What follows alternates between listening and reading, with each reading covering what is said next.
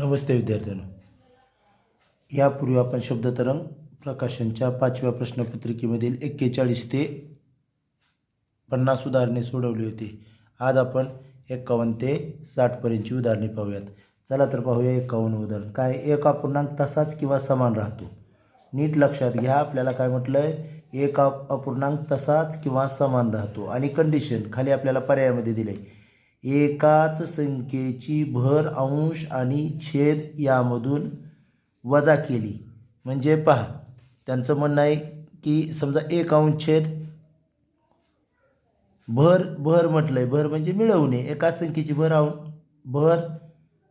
अंश आणि छेद यामधून वजा केली. बघा, आता वजाचा अगोदर सांगितलं तर आपण घेऊयात.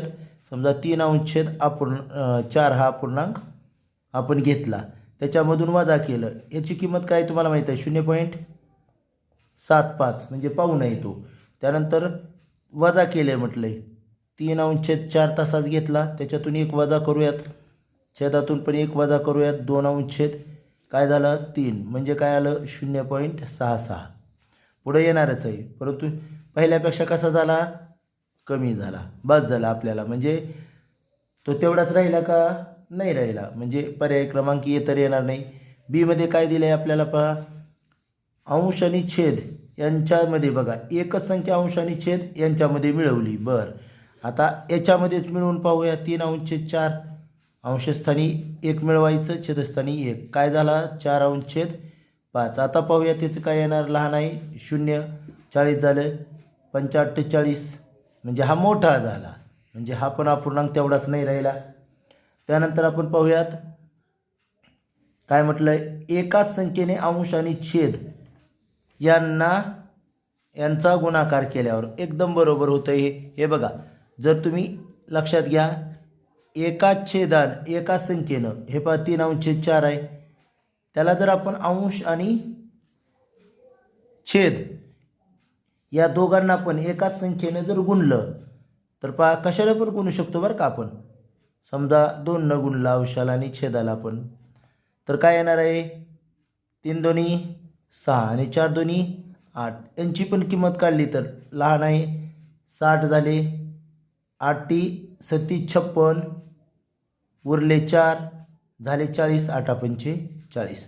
हे बघा 0.75 आणि इथं पण 0.75. म्हणजे जर अंश आणि छेदाला एकाच संख्येने गुणले तर मात्र तेवढीच किंमत राहते. मग असं कुठं आहे, पर्याय क्रमांक सी मध्ये आहे. उत्तर पर्याय क्रमांक सी येणार आहे. तरी पण चौथा पहा काय म्हटलंय, चौथा, त्याला त्याच्या व्युत्क्रमने गुणल्यास. व्युत्क्रम म्हणजे रेसिप्रोकल म्हणजे गुणाकार व्यस्त. 3 अंश छेद 4 चा गुणाकार व्यस्त काय असेल, 4 अंश छेद 3. यांचा गुणाकार केला तर नेहमी काय येत असतो रे, कधी पण कुठल्या पण संख्येचा 1 येत असतो. मग तेवढीच राहिली का किंमत, नाही राहिली. म्हणजे ऑप्शन नंबर 4 पण नाही. उत्तर येणार आहे पर्याय क्रमांक सी.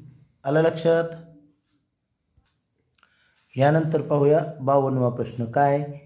जर ए अंश छेद बी अपूर्णांकामध्ये जिथे ए बरोबर बी वजा 1 आणि ए अधिक 16 छेद बी वजा ए छेद बी बरोबर 4 आहेत, तर ए छेद बीची किंमत किती? ए अंश छेद बीची किंमत किती? तिथे एक कंडिशन आहे पहा आपल्याला. ए बरोबर काय दिलेलं आहे आपल्याला, बी वजा 1. म्हणजे बघा या ठिकाणी ए अधिक 16 छेद बी बरोबर वजा ए अंश छेद बी बरोबर 4 दिलेला आहे. आणि ए ची किंमत बघा आपल्याला काय दिलेलं आहे, ए बरोबर बी वजा 1. म्हणजे आपण काय करूयात, ए ची किंमत ज्या ज्या ठिकाणी ए दिसत आहे त्या ठिकाणी बी वजा 1 ठेवूया. इथं आहे मग तिथं काय करूयात, नीट लक्ष द्या. एच्या ठिकाणी काय लिहिणार आहेत आपण, बी वजा 1. मग बघा बी वजा 1 अधिक 16 आणि छेदस्थानी मात्र बी. वजाला वजा, इथं पण आपल्याला हे दिसत आहे म्हणून तिथं पण बी वजा 1 छेद बी बरोबर 4. आता काय करणार आपण, हे बघा इथं वजा 1 आहे आणि इथं अधिक, पण हे वजा वजा आहे इथं, लक्षात येतं आहे. म्हणजे तुम्हाला काय करावं लागेल, आधी ह्याची क्रिया करून घेऊयात लागेल. हे 16मधून 1 गेले तर अधिक 15 राहतील, बी अधिक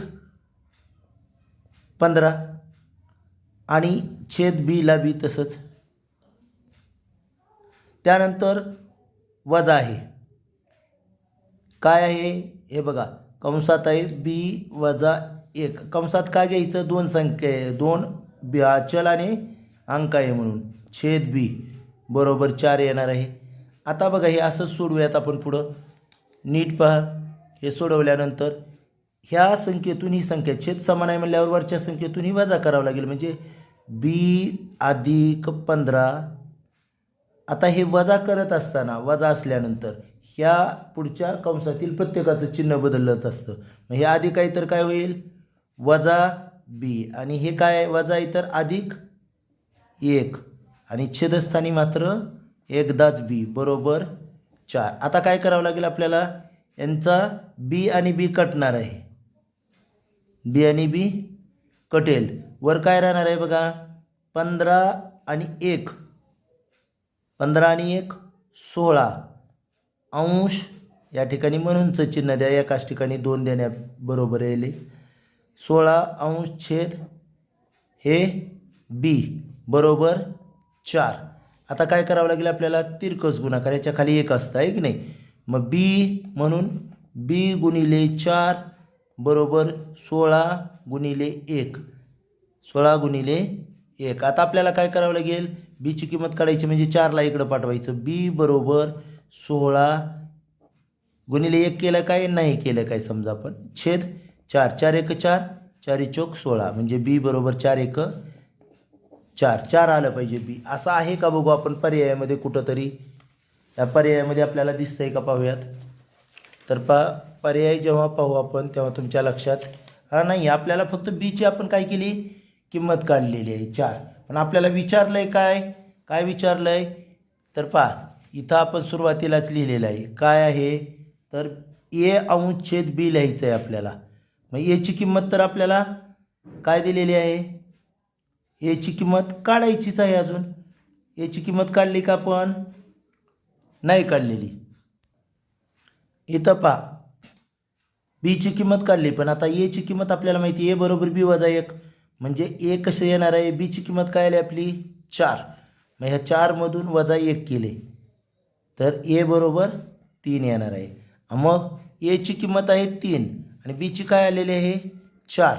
मग कसं लिहिता येईल, ए म्हणजे 3 आणि बी म्हणजे 4, ए अंश छेद बी म्हणजे 3 अंश छेद 4. असं कुठं आहे का पर्यायामध्ये बघा, तर असं 3 अंश छेद 4 आपल्याला दिसतं आहे, पर्याय क्रमांक सी मध्ये आहे, म्हणून उत्तर येणार आहे पर्याय क्रमांक सी. 53 उदाहरण, एका विक्रेत्याने 3 रुपयाला 2 या दराने लिंबे खरेदी केले व काही किमतीला विकली, तेव्हा प्रति नग 1 रुपया नफा झाला तर विक्री आहे. आता पहा नीट लक्षात घ्या, 3 रुपयाला 2 लिंबे खरेदी केली आणि आपल्याला विचारताना सुद्धा प्रति नग नफा 1 रुपये झाला, म्हणजे एक लिंबू विकल्यावर 1 रुपये नफा झाला असा अर्थ होतो. म्हणून आपल्याला 1 लिंबाची खरेदी किंमत काढावी लागेल. 1 लिंबू खरेदी किंमत आपण काढूया. कशी काढणार खरेदी किंमत, किती रुपयाला किती घेतलेले आहेत, 3 रुपयाला 2, म्हणजे रुपयाला वस्तूनं भागलं की एका वस्तूची किंमत निघत असते, म्हणजे 1.50. 1.5 रुपयाला खरेदी केलेला आहे. मग आता प्रति नग नफा किती झाला पाहिजे, 1 रुपये, म्हणजे त्याची विक्री किंमत किती आली पाहिजे, लगेच तुमच्या लक्षात येईल. 1 लिंबू कितीला विकला पाहिजे, तर 1 रुपया अधिक न विकला पाहिजे, म्हणजे 1 रुपया 50 पैशाला खरेदी केलेला नफा 1 रुपये मिळवायचा, म्हणजे 1 रुपयानं जास्तला विकावं लागेल, म्हणजे 2 रुपये 50 पैशाला 1 लिंबू विकावं लागेल, तेव्हाच काय होईल नफा, 1 रुपया नफा होईल. बरोबर. आता पाहूयात पर्यायामध्ये आपल्याला कुठं येतं इथे, 2.5 रुपयाला 1 लिंबू, पहिला पर्याय आहे ए. कितीला दिलेला आहे, 10 रुपयाला 4 लिंबू, म्हणजे रुपयाला वस्तू न भागा, 10ला 4 न भागा, तर काय येणार आहे, 4 दुनी 8, दशांश चिन्ह 2 उरलं होतं, 4 पंचे 20 म्हणजे 2.5 रुपये हीच किंमत आली. म्हणून पर्याय क्रमांक ए हेच आपलं उत्तर आलेलं आहे. पुढं बघण्याची गरज पडली नाही, पुढं बघण्याची गरज पडलेली नाही. ओके. 54व उदाहरण थोडंसं समजून घ्यावं लागेल. एका चौरसाकृती खोलीची परिमिती 360 मीटर आहे. खोली आहे, खोली तिची परिमिती किती आहे? परिमिती दिलेली आहे आपल्याला खोलीची बरं का. किती दिलेली आहे? 360 मीटर. त्याच्यावरून काय काढू आपण? खोलीची बाजू काढूया. चौरसाकृती आहे बरं का, ती चौरसाकृती म्हणजे खोलीची बाजू काढता येईल आपल्याला. खोलीची बाजू कशी काढणार? तर परिमिती आहे म्हटल्यानंतर चौरसाकृती आहे खोली म्हणल्यावर 4 सारख्या बाजू असणार आहेत. म्हणजे एक बाजूची लांबी काढण्यासाठी 360ला आपल्याला 4ने भागावं लागेल. म्हणजे 90 मीटर ही कशाची बाजू आली? खोलीची बाजू आली. मग खोलीची बाजू आली तर लगेच खोलीचे क्षेत्रफळ काढूया, कारण फरशा बसवायच्यात म्हटलं की क्षेत्रफळ असलंच पाहिजे. मग खोलीचे क्षेत्रफळ, खोलीचे क्षेत्रफळ कसं काढावं लागेल आपल्याला? तर बघा, बाजूचा वर्ग, बाजू काय आहे? 90, 90चा वर्ग 9 9 81 आणि 2 शून्य. क्षेत्रफळ काढलं म्हणून चौरस मीटर. म्हणजे खोलीचं क्षेत्रफळ आहे 8100 चौरस मीटर आणि त्या खोलीत समान मापाच्या 2500 चौरसाकृती फरशा बसवल्यात. आता फरशांची संख्या दिलेली आहे आपल्याला, दिलेली आहे. एवढ्या फरशा बसल्यात एवढ्या जागेत, म्हणजे एका फरशीचे क्षेत्रफळ काढूया आपण. एक फरशीचे क्षेत्रफळ बरोबर एकूण क्षेत्रफळ किती आहे? 8100. त्याच्यामध्ये किती फरशा बसल्यात? 2500. मग भागावं लागेल, मग आपल्याला निघेल क्षेत्रफळ. काढूयात, बघा काय होतं ते. हे 2 शून्य कटले, हे 2 शून्य काय आलं? 81/25. खोली एका फरशी क्षेत्रफळ म्हणजे सूत्र असणार आहे बाजूचा वर्ग, म्हणजे हा आहे बाजूचा वर्ग. बाजूचा वर्ग म्हणजे हे कशाचा तरी वर्ग आहे, तुम्हाला लक्षात येईल संख्या. बाजूचा वर्ग बरोबर हा आहे 9चा वर्ग आणि हा आहे 5चा वर्ग, म्हणून 9/5चा वर्ग. दोन्ही बाजू कटल्या म्हणजे आपल्याला काय आलं पुन्हा? बाजू बरोबर 9/5 म्हणजेच 1.8 मीटर. कशाची बाजू? एका फरशीची बाजू. बाजू काढली आपण पुन्हा. मग बाजू निघाल्यानंतर काय करावं लागेल? त्यांनी काय विचारलेलं आहे आपल्याला गणितामध्ये? तर त्या प्रत्येक फरशीची परिमिती. मग बाजू आली म्हणल्यावर परिमिती तर आपल्याला काढणं सोपंच आहे ना. परिमिती चौरसाकृती आहे म्हणल्यावर परिमिती काय येणार? फरशीची परिमिती कशी येईल? तर पहा, हे 1.8 गुणिले 4, 18 चौक 72, दशांश चिन्ह 1 आणि मीटर. म्हणजे काय आली परिमिती? 7.2 मीटर. असं कुठं आहे बघूया फरशीची परिमिती 7.2 मीटर. पर्याय क्रमांक 1 ए मध्ये आहे म्हणून उत्तर येणार आहे पर्याय क्रमांक ए. थोडंसं मी फास्ट सांगितलं असेल तरीसुद्धा तुम्ही समजून घ्या. आता परीक्षा जवळ असल्याने एवढं स्लो पण चालणार नाही. ओके. यानंतर पाहूया आपण उदाहरण क्रमांक 55. काय आहे उदाहरण पहा. जरा हे दोन्ही उदाहरणं थोडं विचार करण्यासारखे होते. बघा, एका मैदानाची लांबी रुंदीच्या तिपटी एवढी असून क्षेत्रफळ 19,200 चौरस मीटर आहे. हे बघा, आकृत्याकडे विचार करू नका, समजून घ्या फक्त. हे मैदान आहे समजा.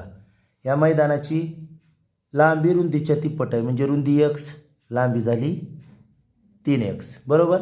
आणि क्षेत्रफळ काय दिलेलं आहे? 19,200 चौरस मीटर. म्हणजे आपल्याला काय करावं लागेल? क्षेत्रफळ आयत आहे म्हणल्यावर x गुणिले 3x बरोबर 19,200.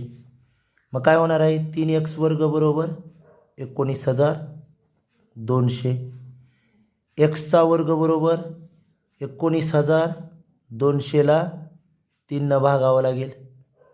एक्स वर्ग बरोबर 3 संग 18, 3 चौक 12 आणि 2 शून्य. एक्स वर्ग बरोबर काय किंमत आली? नीट पहा, एक्स वर्गची किंमत 6,400 म्हणजे कशाचा तरी वर्ग आहे. एक्स वर्ग बरोबर हा 80चा वर्ग आहे. वर्ग वर्ग कटला. एक्स बरोबर काय किंमत आली आपली? 80. हे 80 काय आलं? एक्स म्हणजे काय आली? हे बघा इथं 80 आलं म्हणजे रुंदी आली. रुंदी आली 80 मीटर आणि लांबी काय येईल? तिप्पट आहे. 8 त्रिक 24, 240 मीटर आली. लांबी आणि रुंदी आपल्याला मिळाली. आता तरी पण गणितामध्ये बरंच काही विचारलेलं आहे. आता पुढं पहा, एक व्यक्ती 20 सेकंदात 40 मीटर अंतर चालत पार करते, तर तिला या मैदानाभोवती 6 फेऱ्या मारण्यासाठी किती वेळ लागेल? आता बघा, हे मैदान आहे. या मैदानाभोवती 6 फेऱ्या मारायच्या त्या व्यक्तीला. एक फेरीत किती अंतर कापावं लागेल? म्हणजे परिमिती, मैदानाची परिमिती काय येईल? परिमिती मैदानाची पहा, आयताकृती जरी असलं परिमिती. फार क्रिया करत बसणार नाही मी आता. हे बघा हे 80 आहे आणि हे काय असणार आहे? 240 म्हणजे हे 240 म्हणजे हे पण 240, 480. हे 80 म्हणजे हे रुंदी दुसरी 80, हे 160 आणि 480 याची बेरीज केली तर काय येते? 640 म्हणजे या मैदानाची परिमिती झाली 640 मीटर. मैदानाची परिमिती काय झाली? 640 मीटर. म्हणजे एक जर फेरी मारली तर किती अंतर जावं लागतं? 640 मीटर. पण फेऱ्या किती मारायच्यात? 6. म्हणजे मी याला गुणिले 6 करून टाकतो लगेच इथं. म्हणजे बघा 6 शून्य शून्य 6 चौक 24, 7 आले 2, 6 6 36 आणि 2 38 मीटर. म्हणजे किती अंतर चालायचं आहे 6 फेऱ्यामध्ये? 3,840 मीटर. इतकं अंतरचं जायचं आहे. परंतु आपल्याला त्यांनी काय सांगितलेलं आहे? एक व्यक्ती 20 सेकंदामध्ये 40 मीटर अंतर चालते, तर तिला 6 फेऱ्या मारण्यासाठी किती वेळ लागेल? आता वेळ त्रैराशिक पद्धतीनं आपण सोडूयात. त्रैराशिक पद्धतीनं हे बघा, इथं लिहितो मी वेळ आणि अंतर. बरोबर, आपल्याला सांगितलंय 20 सेकंदात, वेळ हा सेकंदात आहे बरं का बाळांनो, सेकंद. अंतर किती जाते? हे अंतर बी मीटरमध्ये आहे. किती जाते? 20 सेकंदात 40 मीटर. मग आपल्याला एकूण अंतर किती पार करायचं आहे आता 6 फेऱ्यातलं? 3,840 मीटर. तर वेळ किती लागेल? बरोबर, त्रैराशिकनं. आता आपण काय करणार? वेळ काढायची, म्हणून वेळ बरोबर तिरकस गुणाकार ज्या दोघांचा आहे ते, दोन संख्या आहेत ते, 20 गुणिले 3,840 आणि छेदस्थानी 40. इथलं शून्य इथलं शून्य कटवलं. आता 4 न घालूया. 4 एक 4, 4 पंचे 20. आता गुणाकार करूयात. वर काय राहिलेलं आहे बघा, नीट लक्ष द्या. 5 चौक 20, हातच्याले 2, 45 40 आणि 2 42, हातच्याले 4, 5 त्रिक 15 आणि 4 19 म्हणजे 1920 सेकंद असं उत्तर आलेलं आहे. 1920 सेकंद. बघूयात आपण पर्यायामध्ये सेकंद. 1920 सेकंद. मिनिटे तास आणि पाऊण तास म्हणजे आपल्याला सेकंदमध्ये उत्तरच नाही. मग आता आपल्याला काय करावं लागेल? या सेकंदाचे मिनिट बनवावे लागतील. तर याला कितीनं भागावं लागेल? नक्कीच आपल्याला हे बघा 1920 सेकंदाला 60 भागावं लागेल. 0 0 कटले. 6 त्रिक 18, 1 उरलं आणि 6 दुने 12 म्हणजे काय आलं? 32. पण कशामध्ये आलं? आता मिनिटे केलेत आपण, 32 मिनिटे. मग असं कुठं दिसतंय का बघा बरं? 32 मिनिटे पर्यायामध्ये आहे 32 मिनिटे पर्याय क्रमांक बी मध्ये आहे, म्हणून उत्तर येणार आहे पर्याय क्रमांक बी. यानंतर पाहूया 56व उदाहरण. काय? एका चौरसाची प्रत्येक बाजू तिच्या 1/3 इतकी कमी केल्यास चौरसाचे क्षेत्रफळ असेल. हे बघा, हा पण चौरस आहे मोठा. याची काहीही बाजू धरा, अशी बाजू धरा की ज्याला 3 भाग गेला पाहिजे, कारण 1/3 करायचं आहे त्याला 1/3. म्हणून तुम्ही किती धरू शकता बाजू? ज्याला 3ने भाग जाईल अशी कोणतीही बाजू धरू शकता. सोप्यासाठी मी 9 धरतो, तुम्ही 12 पण धरली तरी चालेल, काय पण 3 भाग जाणारी.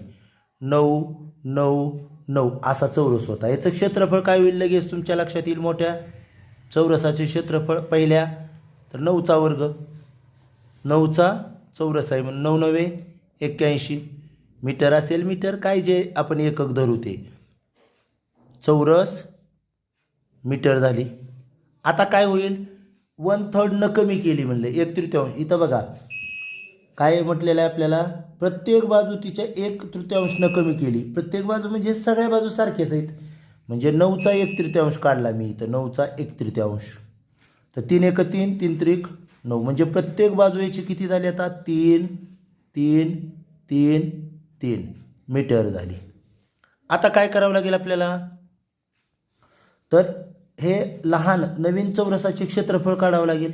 नवीन चौरसाचे क्षेत्रफळ काय होईल? बाजूचाच वर्ग, 3चा वर्ग बरोबर काय आलं? 9 चौरस मीटर. आता विचारलंय काय हे महत्त्वाचं आहे.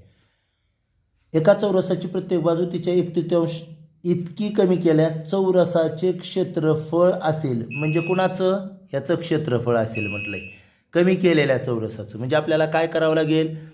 लहान आलेलं क्षेत्रफळ छेद पूर्वीचं क्षेत्रफळ 81 आणि याला संक्षिप्त रूप द्यावं लागेल. 9 1 9 9 9 81 म्हणजे काय आलं? 1/9. आणि ह्याचं वाचन कसं करतात? 1/9. 1/9 कुठं आहे इथं? हे पर्याय क्रमांक सी आपलं उत्तर आहे. यानंतर पाहूया 57वा प्रश्न. काय? 9 वाजून 5 मिनिटांनी घड्याळाचा तास काटा व मिनिट काटा यांच्यात कोणता कोन असेल? टाईम काय दिला आहे आपल्याला? 9 वाजून 5 मिनिट. आणि याच्यामध्ये घड्याळात कोणता कोन असेल? फार सोपा आहे हा प्रश्न, तुम्हाला सगळ्यांना येतो. हे पहा, 9 ते 10 इथं 30 अंश, 10 ते 11 इथं 30 अंश, 11 ते 12 इथं 30 अंश आणि इथं 1 इथं बघा इथं 30 अंश. म्हणजे आपल्याला प्रथमदर्शनी 120 अंशाचा कोन दिसतो, पण 120 अंशाचा नसतो बाळांनो. कारण जरी 120 अंश असलं तरी इथं मात्र काय झालेलं असतं? पुढं गेलेला असतो काटा. बरोबर 9ला नसतो ना, 5 मिनिट झाले म्हणजे काहीतरी पुढं गेलेला असतो. तर तो कितीनं गेलेला असतो? तर जेवढे मिनिट झाले त्याच्या निम्म्यानं गेलेला असतो. मग ह्याच्यातून 120मधून आपल्याला 120.0मधून 2.5 वजा करावं लागेल. 117.5 अंशाचा कोन असतो, पण आपल्याला एवढं करायची गरजच नाही. 90 अंशापेक्षा मोठा असतो का नाही? हे बघा 1 2 3 आणि पुन्हा जास्त 90 अंशापेक्षा मोठा असतो. म्हणजे तो काय असतो? 90 अंशापेक्षा मोठा असतो म्हणजे तो काय असतो? तर बघा, समकोन असेल का? समकोन म्हणजे बाळांनो काटकोन, न्यूनकोन म्हणजे लघुकोन, शून्यकोन म्हणजे तुम्हाला माहीत आहे, आणि अधिक कोन. अधिक कोन म्हणजे हरे राम, अधिक कोन म्हणजे काय असेल? विशाल कोन. आणि कुठं आहे अधिक? बघा विशाल कोन होतो, म्हणून पर्याय क्रमांक डी हे आपलं उत्तर आहे. यानंतर पाहूया 58वा प्रश्न. दिलेल्या आकृतीबाबत असत्य विधान ओळखा. असत्य म्हणजे चुकीचे. आता नीट पहा, असत्य विधान विचारले आपल्याला, नीट बघा. ए, कोणाची भुजा QP QR वाढवली तरी त्या कोणाच्या मापात काहीच फरक पडत नाही. हे बघा, ही कितीही वाढवली लांब, कितीही वाढवली तर कोणाच्या मापात फरक पडेल का? नक्कीच पडत नाही. का? कारण बाजूवरून, बाजू किती लांब आहे यावरून कोणाचं माप ठरत नाही. तर बाजू एकमेकापासून किती दूर आहेत यावरून कोण लहान मोठा ठरतो. मग बाजू किती लांबवली तर फरक पडेल का? नाही, मग फरक पडत नाही. मग हे सत्य आहे. आपल्याला असत्य विचारलंय. दुसरं पहा, आकृतीत दाखवलेला कोन लघुकोन आहे. इथं जर पाहिलं तर तुमच्या लक्षात येईल निश्चित हा 90 अंशापेक्षा कमी आहे, म्हणजे तो लघुकोन आहे. हे पण बरोबर आहे. त्यानंतर आकृतीत P व R हे कोणाचे शिरोबिंदू आहेत? बाळांनो, इथं आहे आर आणि इथं आहे पी. हे कोणाचे शिरोबिंदू आहेत का? नाही. कोणाचा शिरोबिंदू कोणता आहे? क्यू. ज्या ठिकाणी कोण तयार होतो किंवा आरंभबिंदू जो असतो दोन्ही किरणांचा, हे बघा हा आरंभबिंदू आहे आणि हा काय आहे? त्या कोणाचा शिरोबिंदू आहे. हे शिरोबिंदू आहेत का? नाही. म्हणजे हे असत्य आहे, चुकीचं आहे आणि म्हणून आपलं उत्तर बरोबर आहे पर्याय क्रमांक सी. कारण आपल्याला विचारलंय ना असत्य काय? असत्य हे आहे, म्हणून आपलं उत्तर पर्याय क्रमांक सी हे आहे. आणि तरी पण बघा डीमध्ये काय दिलं आहे? शेजारील कोणाचे नाव कोण क्यू, ओके, कोण P Q R, okay, P Q R, आणि कोण R Q P, R Q P असं लिहितात तर नक्की लिहितात, म्हणजे हे पण बरोबर आहे. पर्याय क्रमांक सी हे आपलं या प्रश्नाचं उत्तर आहे. यानंतर पाहूया प्रश्न क्रमांक 59. काय? 5 सामन्यात एका खेळाडूनं काढलेल्या धावा अपूर्ण स्तंभालेखात दाखवल्या. अपूर्ण म्हणजे काय? या ठिकाणी बघा तिसरा आणि चौथा सामना रिकामच ठेवला आहे, स्तंभच नाही दाखवला. पहिला, दुसरा आणि पाचव्या सामन्यात दाखवले, तिसरा आणि चौथा अपूर्ण ठेवला आहे, म्हणून तर अपूर्ण म्हटलं आहे. स्तंभालेखात दाखवले आहेत. 5 सामन्यात त्याने एकूण किती धावा काढल्यात? बघा 5 सामने आहेत आणि त्यामध्ये एकूण किती धावा काढल्यात त्यानं? तर 530 धावा काढल्यात. बघा 530 धावा. आणि तिसऱ्या सामन्यात चौथ्या सामन्याच्या 1.5 पट काढल्यात. म्हणजे बघा तिसरा सामना आणि चौथा सामना, तिसरा सामना आणि चौथा सामना. आता ह्याच्यावरून नीट लक्षात घ्या कुठलं काय मानायचं ते. सामना झाला का? सामना, सामना. आता काय आहे? तिसऱ्या सामन्यात चौथ्या सामन्याच्या 1.5 पट, म्हणजे चौथ्यातच आपल्याला x मानावं लागेल आणि मग तिसऱ्या सामन्यात चौथ्याच्या 1.5 पट, म्हणजे x गुणिले 1.5 असं लिहितो, 1.5. म्हणजेच काय येणार? 1.5 x. लक्षात येतं आहे? 3/2 बी लिहिलं तरी चालेल, काही अडचण नाही. जसं 1.5 लिहिता येईल तुम्हाला तसं तुम्ही लिहू शकता. इथपर्यंत लक्षात आलं? आता बघूयात. तर त्याने तिसऱ्या सामन्यात किती धावा काढल्या? तर आपल्याला विचारलं ह्या सामन्यात, हे तिसऱ्या सामन्यात किती धावा काढल्या तिसऱ्यात, म्हणजे 1.5 x म्हणजे किती असं विचारलं आहे. चला पाहूयात. 5 सामन्यातल्या तर धावा ऑलरेडी दिलेल्या आहेत. आता 3 सामन्यातल्या धावा बघू आपण किती होतात ते. हे किती आहे बघा? पहिल्या सामन्यात 200. पहिल्या सामन्यात किती काढल्यात? 200. पहिल्या सामन्यात 200. आता दुसऱ्या सामन्यात बघा बरं, पट्टी लावून बघावं लागेल, मला नीट दिसना गेलंय. ही 20च्या तर वर आहे आणि 40ला कमी आहे, म्हणजे 30. दुसऱ्या सामन्यात किती काढल्यात? 30 धावा काढल्यात. आता पाचवा सामना आपण बघूया. पट्टी थोडंसं असं दिसत नसल्यावर नीट पट्टी लावत, सरळ पट्टी लावून बघा किती येत आहे.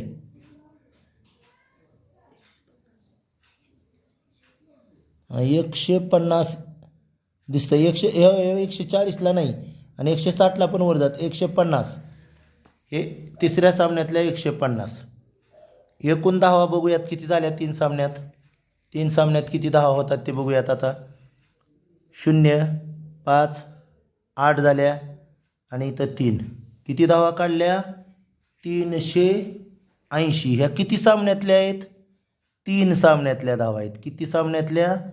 3 सामने. याच्यामध्ये एकूण धावा किती झाल्या? 380. आता 5 सामन्यातल्या पण धावा माहीत आहेत आपल्याला. 5 सामन्यातल्या किती धावा आहेत? 530. 3 सामन्यातल्या किती आहेत?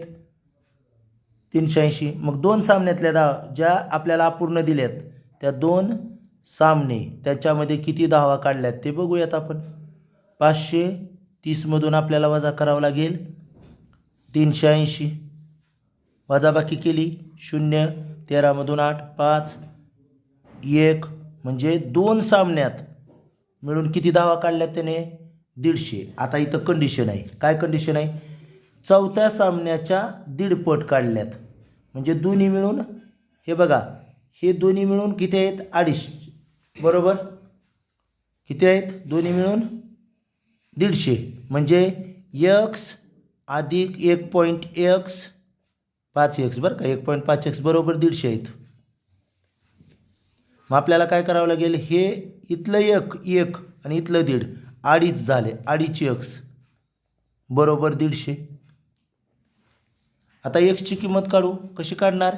x बरोबर 150ला 2.5 भागणार. मग दशांश चिन्ह काढून टाकूया. खाली एक दशांश चिन्हाच्या उजवीकडे आहे तर वर 0 देऊन टाकूया. 1,500 भागिले 25 झालं. 25 सख 150 आणि 0 म्हणजे काय आलं? एक्सची किंमत काय आली? 60. म्हणजे चौथ्या सामन्यात 60 आल्या धावा. एक्स म्हणजे 60. मग 60चा काय करावं लागेल आपल्याला? तिसऱ्या सामन्यातलं विचारलंय म्हणल्यावर तिसरा सामना काय करावं लागेल? तर दीडपट करावं लागेल. मग 60ची दीडपट काय असणार आहे? 60 गुणिले 1.5 म्हणजे काय येणार आहे? 90 धावा. मग आता तिसऱ्या सामन्यात 90 धावा काढल्यात. असं 90 पर्याय कुठं आहे बघूया आपण. 90 पर्याय आहे का? आहे. पर्याय क्रमांक सी. हे बघा 60 पण पर्याय आहे. 60 पण ते 60 कुठलं येणार आहे? चौथ्या सामन्यातलं 60 येणार आहे. आपल्याला 60 चौथ्या सामन्यातलं येईल पण विचारलंय कुठं आपल्याला? तिसऱ्या सामन्यातला. म्हणून 60 लिहिणाराचं चुकणार आहे. बरोबर आहे. पर्याय क्रमांक सी बरोबर आहे. यानंतर पाहूया शेवटचं उदाहरण 60वं. शेजारील दिलेल्या आलेखात एका रोपवाटिकेतील विविध फुलझाडांच्या संख्येची माहिती दिली आहे. सर्व मिळून एकूण 720 रोपे लावली असतील तर गुलाब व जास्वंदीची एकूण रोपे मोगऱ्याच्या एकूण रोपापेक्षा कितीने कमी अथवा जास्त लावली? अगोदर सगळेच काढून घेऊयात आपण. बरोबर. पहिला आहे मोगरा.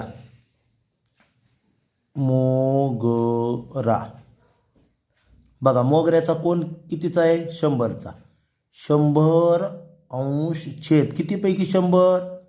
वर्तुळाचं एकूण माप किती असतं? 360. 360 पैकी 100. मग आपल्याला एकूण रोपांची संख्या आहे ह्या सगळ्यात लावलेले मिळून 720 आहेत. म्हणजे गुणिले 720. आता बघा 0 कटले 0 कटले. 36 एक 36. 36 दोन्ही 72. 100 दोन्ही 200. 200 रोपे आहेत मोगऱ्याची. किती आहेत? 200. बाळून याच्यावरून एक लक्षात आलं बघा. 100 म्हणजे 200 म्हणजे 1 म्हणजे 2 आहेत. बरोबर आहे का? पुढे सगळं सोडवण्याची गरज आहे का? नाही. मग आता कसं करणार आपण? जास्वंद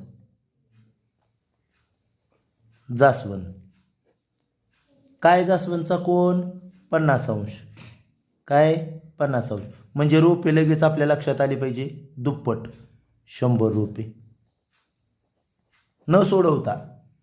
त्यानंतर गुलाबसाठी कोन किती अंशाचा दिलाय? गुलाबसाठी कोन किती अंशाचा दिलाय?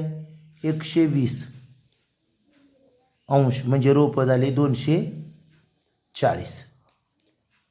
दुप्पट रोपे होणार. इथे याच्यावरूनच लक्षात आलं 100° कोन म्हणजे 200 रुपये म्हणजे दुप्पट आहेत. 50चा 100, 120चा 240. आता प्रश्नाकडे येऊयात. आता इतरचं काढण्याची गरज, तरी बी इतर लिहायचं असेल तर लिहितो मी, काय अडचण नाही. इतर कितीचं आहे? 90° कोन आहे. म्हणजे रोपं किती आहेत इतर? 90 दुनी 180 रोपे आहेत. इतर काय असतील ते असतील. हे सोडून जास्वंद, गुलाब आणि मोगरा सोडून आता काय करायचं आपल्याला बघा. तर गुलाब व जास्वंदाची एकूण रोपे, गुलाब कुठं आहे? गुलाब इथं आहे आणि जास्वंद इथं, जोडूनच आहे. बरं आहे. तरी एकूण रोपे किती होतील? या एकूण रोपे 340. गुलाब आणि जास्वंदाची किती झाले? 340. मोगऱ्याच्या एकूण रोपापेक्षा, मोगरा कुठं आहे? इथं आहे मोगरा. मोगऱ्याचे किती आहेत? 200 आहेत. मोगऱ्याच्या एकूण रोपापेक्षा कितीने कमी अथवा जास्त? अगोदर बघा कमी आहेत का जास्त आहेत? तर नक्कीच जास्त आहेत. हे आहेत का नाही जास्त? कुणापेक्षा म्हणलं आहे? मोगऱ्याचे 200 आहेत की. आणि हे किती आहेत? 340 म्हणजे जास्त आहेत, जास्तचा पर्याय येणार आहे. आता कितीने जास्त, तर आपल्याला लगेच काय करावं लागेल, 340मधून 200 वजा करावं लागेल, येईल 140. पण ने जास्त, 140ने जास्त असा पर्याय कुठं आहे बघूयात. 140ने जास्त, 140ने जास्त पर्याय क्रमांक बी मध्ये आहे. 140ने जास्त म्हणून उत्तर येणार आहे पर्याय क्रमांक बी. अशा पद्धतीने आज आपण आणखी 10 उदाहरणं, जी थोडीशी त्यातले काही 2-3 उदाहरणं थोडंसं अवघड वाटायला होती, पण पहा सोडवताना समजावताना वेळ लागतो, पण तुम्ही जर समजून सोडवलं तर जास्त वेळ लागत नाही. समजले असतील अशी अपेक्षा. नसेल समजलं एखादं उदाहरण तर थोडंसं पुन्हा बघा. या ठिकाणी थांबूयात. धन्यवाद.